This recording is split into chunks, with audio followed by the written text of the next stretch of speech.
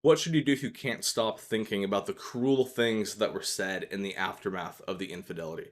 So, what I mean by this question is a lot of times after the truth has come out, the cheating partner will leave with a lot of cutting remarks. And who knows why they do this? It could be because they feel like they need to justify their actions in some way.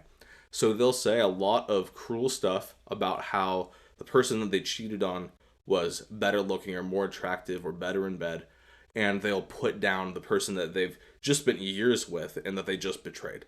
And oftentimes, those words and those remarks can leave more pain than even the initial discovery of the affair. And so I want to address the question of like, what should you do with those? How should you think about them? Why did they even choose to say those things? And what they'll often claim is that they're just saying those things to be honest. It's like, well, the truth is out. Let's just be honest. Let's lay it all on the table. And it's just very ironic that they claim to have a concern for honesty after what sometimes is years and years of deceit, lying, and betrayal. And I want to just make sure that it's abundantly clear to you. They are not saying those things because they're true, even if there is some truth to some of what they're saying for how they're feeling. They're not sharing them with you because they think it's true. They're intentionally trying to feel better about themselves. They're intentionally trying to hurt you. There is no reason to take these as serious.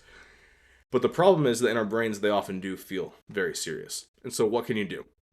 This is a weird technique that's taught in NLP, neuro linguistic programming, and it is to adjust the way that you remember this. So, what you can do is, if you want, you can follow along, just close your eyes.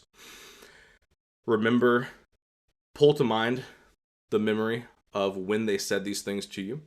You might have a visual component to them where you can see them there, perhaps through your own eyes, or perhaps you see both of yourselves up on a screen and it's like you're watching a movie.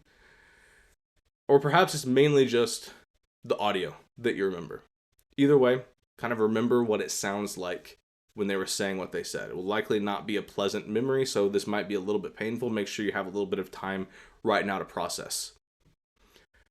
And what I want you to do is to slowly adjust different qualities of the audio.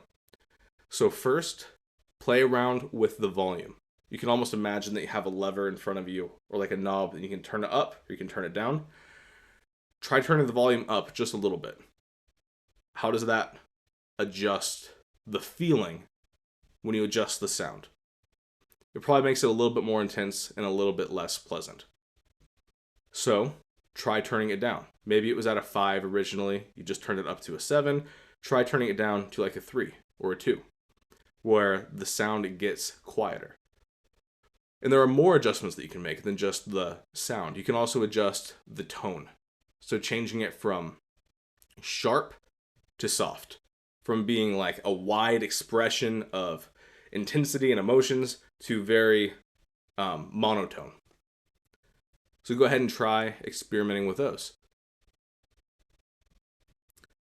And then you can also, this is my favorite kind of shortcut method, is just put it into the voice of someone that has zero credibility just due to the sound of their voice. You might be wondering, what do I mean by that? That sounds kind of rude.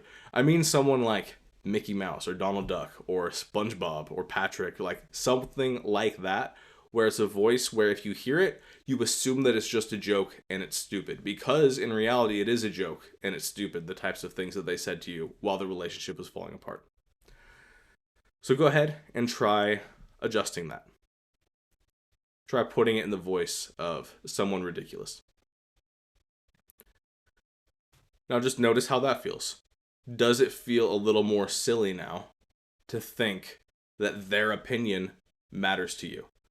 Just by playing with the audio, you can make those types of changes. You can also even adjust the visuals. Oftentimes, shrinking the person down to like half of your size in the memory can be helpful. Because just like this little, doesn't really matter, representation of them.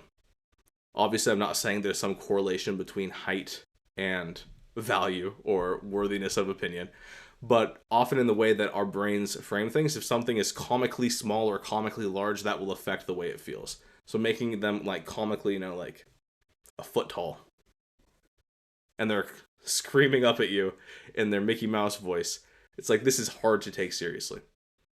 And so if you went along with that, you're probably experiencing a kind of instant relief from some of those memories. If you didn't play along, if you didn't go along with this exercise, you probably think that I sound crazy. Go back and actually do it. You'll be amazed at the results. Now, will this solve everything?